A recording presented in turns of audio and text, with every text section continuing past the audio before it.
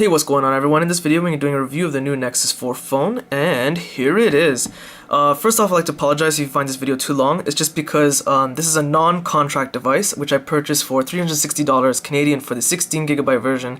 So I want to make sure you guys get every single detail possible that I can cram into this video, okay? I want to make sure this is a very extensive, in-depth review. So without further ado, let's get into the specs of the device. Its dimensions is 133.9 by 68.7 by 9.1 millimeters. It's weighing at 139 grams. As for the screen, it's a true HD IPS 4.7-inch screen with a resolution of 768 by 1280. The key feature of the screen is that it has an amazing approximate 320 ppi, and of course the screen is protected by Corning Gorilla Glass 2. Inside is packing 2GB of RAM. The processor is 1.5 GHz quad-core Qualcomm S4, and as for the GPU, it's an Adreno 320. Of course, it has an NFC chip for Android Beam wireless file transfer, and at the back you have an 8-megapixel rear camera with a 1080p recording at 30 frames per second, and at the front you have a front-facing camera with a 1.3 megapixel. The battery is 2100 milliamps lithium polymer, and it does support slim port functionalities, so you can connect it to an HDMI TV. And of course you have the usual GPS, Bluetooth, Wi-Fi, etc. Now, speaking of the specs of the device, first off, it comes in an 8GB version and a 16GB version. Now, according to one of the lead minds over at Google, what he basically said in a summary, if you read my website often, you already read it, but if not, basically a summarization is that he said that if you use an SD card and you have an internal hard drive, it's just too confusing as to where your photos might end up or your videos that record. So to simplify things, they're like, we're just going to scrap the SD card slot. Basically, that's something I would expect to hear from an Apple employee, so I was a little disappointed to hear that that was the reasoning to not have an SD card slot. As for LTE, okay, this device is advertised as being HSPA Plus at the highest. It does have an LTE chip inside. It's very much copied in the inside parts from the LG Optimus G.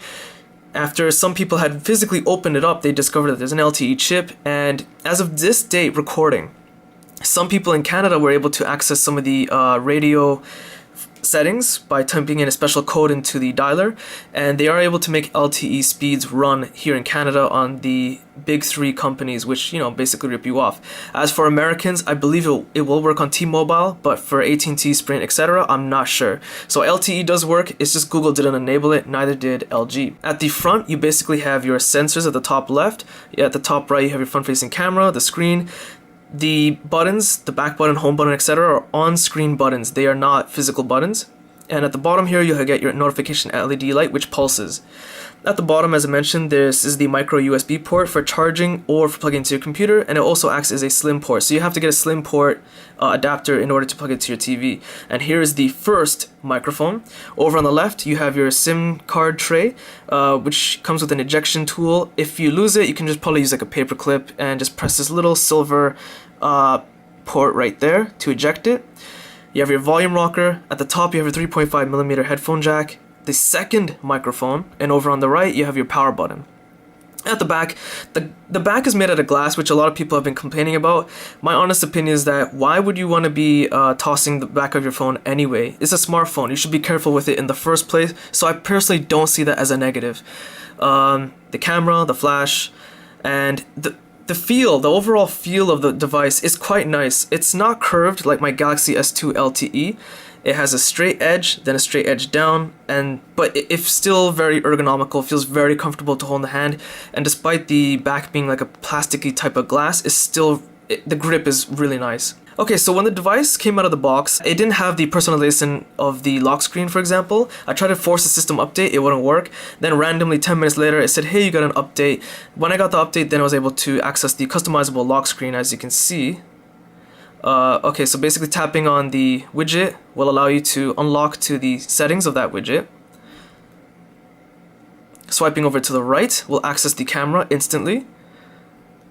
And of course, the lock widget simply unlocks the device only. To access Google Now, it's this new circular icon at the bottom. Swiping up anywhere will open Google Now. If you swipe over to the left, you can add another widget. Again, to the left, you get an option to add another. I'll just add the clock again.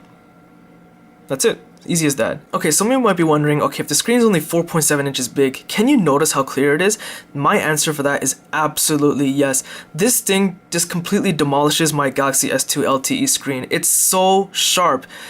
Despite being on such a tiny screen, you can still notice how clear this thing is. It's amazing. Recording it and uploading it through YouTube like this does it no justice. You can only notice the clarity with your own eyes. Okay, so I forgot to mention that the speakers at the back, what I'm going to do is a volume test for you guys. So this is on maximum volume. I'm going to put the speaker down, then I'm going to do it again with the speaker up. I'll play some random video from my channel. Oh, look at that. It's the Nexus 10 review. How did that end up there? I'll put a link to that video in the description below for you guys. So let's hear it on maximum volume. WQXGA screen with a resolution of 2560 by 1600 and approximately 300 dpi. As protected by Corning glass. Okay, I think at about 30 feet is where the sound is starting to lessen. With the camera mic you guys are hearing it through, you won't hear it as good as my ears. But this is about 30 feet. This is where the sound is starting to fade. So let's put the speaker up. Okay, same video, maximum volume, speaker up. Exynos 5 processor. The GPU is a Mali T604. Now, even though this is a dual-core device, don't get fooled by it being slow. Okay, I think I'm getting an extra 10 feet with the speaker up, so this is almost 40 feet away. And it sounds pretty good, so I have to say I'm really impressed with the speaker volume. So let's continue the review. So let me show you the new keyboard function. So let me type demonstration. I'll just stop there. You'll notice that the speed is kind of slow. Now let me show you the new method of typing. Demonstration. Notice how much faster that was. All I did was literally glide my fingers above the keyboard, or sorry, on the keyboard. I just never let it go. So all I did was literally glide. See? A lot faster method of typing. The notifications drop down is fairly similar.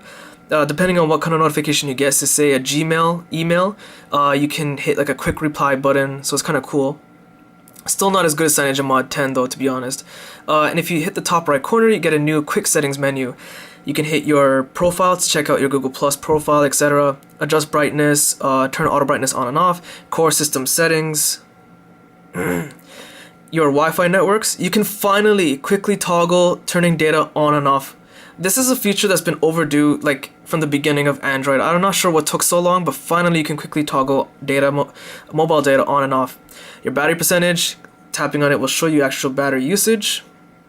Airplane mode on and off, Bluetooth on and off, and wireless display, which is basically Miracast. Miracast basically allows you to stream whatever's present on your screen on your Nexus 4 straight to your TV over a Wi-Fi network. However, it's not compatible with all TVs. My TV, despite it having DLNA compatibility, it won't work. You need a Miracast adapter of some kind. Okay, so let's talk processor speed. Let's compare it to the Nexus 7 tablet, which is running a Tegra 3 quad-core processor. In the quadrant score, that averages about 3,677. The Nexus 10, despite it having a dual-core processor, it is very, very powerful. It actually beats the Tegra 3 quad-core processor in the Nexus 7 with a score of 4,639. This device, the Nexus 4, averages between 4,700 and now, as you can see, I just got 4,954. But like I said, it averages more about 4,700, and it completely pummels the Galaxy Nexus in quadrant score. So this is a very smooth, snappy device. You don't need the quadrant score to tell you that. It's just phenomenal. The camera app has been updated. Just to give you guys a heads up, I will not be demonstrating the new camera app, nor will I be demonstrating any sample clips in this video. I'll be doing all of that in a separate video because it'll make this video too long. So if you want to see some sample clips, sample pictures and stuff, I'll provide a video link in the description below and at the ending of this video. I'll tell you this now, the camera is very, very disappointing. In fact, my Galaxy S2 LTE has a much, much better camera than this. Actually, scratch that. The Infuse 4G, which is even older than that, has a better camera than this. This 720p recording on the Infuse 4G is better than the 1080p recording on this device. The gallery has been updated. Simply opening up in a photo and then hitting these 3 circles over here will allow you to edit the photo. You can change the color type. Is black and white, for example. You can then change the border layout, put it back to default. You can straighten, crop, and of course you can adjust the contrast, exposure, sharpness, levels, etc. That's all within the gallery app now. As for phone call quality, this is a phone, so let's not forget that. Making phone calls on this is amazing. The earpiece is very, very loud, which is great. And the person on the other end, when I asked them how did it sound, they're like, it sounded better than my Galaxy S2 LTE. And even then, that was great as a phone, but this one is just superb. Let's talk battery. My Galaxy S2 LTE has a 1850 milliamp battery. This one has a 2100, and this phone has significantly better battery than my Galaxy S2 LTE. I'm pretty satisfied. It's not the greatest out there on the market, but it's pretty good. You know, with about 2 hours talk time and having the screen on for about an hour and a half, I average about 24 hours, which is pretty normal. Nothing fantastic, but nothing bad either. The battery itself cannot be physically removed because it is in place with 2 screws, and even then I have read that it's very difficult to get out. So if you're a modder or you flash a ROM and your phone is frozen, that's gonna be a big pain in the butt. So just to give you guys a heads up, there is a new setting to clear data. If you're getting the Nexus 4 8GB version, this will be fantastic for you. If you hit storage now, there's a new thing called cache data. Simply tapping on cache data will erase all the cache data on the device. Before, the only way you could achieve this before Android 4.2 was rooting the device and downloading a third-party app. This time it's built right into it. Gmail has been updated for pinch and zoom, as you can see. But it's not on by default. In order to make it turn on, you must hit the Gmail settings, then hit general settings, and then tap on the option called auto fit to screen. Profiles are not available. Despite this thing having Android 4.2, you cannot add more than one profile, so it's exactly what it is for the individual that owns it. You can't add additional profiles in this device. Okay, so the last thing to show you guys is Daydream. If you go to your phone system settings, display, and then hit Daydream, this is basically a screensaver type of feature which you can set to activate while the phone's docked, charging, or either. If I assume when Android app developers update the API, they can get their app included in this list. So for example, if you have Google Currents, you'll notice that small captions show up with a small picture, you know, kind of like a type of preview from the original article itself. And simply tapping on it will give you a bigger picture with a small header, and simply opening a Google Currents will open the Google Currents app with the original article. So, time for a final verdict. Basically, I will give this phone a 4 out of a 5. The pros of the device is that it's very, very powerful and fast, as I demonstrated in the quadrant score. And best of all, that price is not on a contract. You also get the latest version of Android and future Android updates because it is a Nexus device. And of course, because it's a Nexus device, it's going to be very easy to modify. The cons, however, is that it does not come with a micro SD slot. I'm telling this now to people who've ordered the 8GB version or planning to. Do not do it. I only say that based on the fact that if you plan to record 1080p videos, believe me, you will run out of space very, very fast. Having a Nexus 7 device myself, I run out of space way too quickly. I always thought that's never going to happen to me. It does. And if you're going to record 1080p videos, your space is just gonna be gone instantly. Trust me, it's gonna be a big regret. I don't mean to put you guys down, but it is the truth. I'm just giving you guys a heads up. Dish out the extra $50, get the 16GB version when it's available again. The battery is non-removable, so this might be bad for modders or, you know, ROM developers. If your phone freezes, you're kind of stuck. So that's a big con.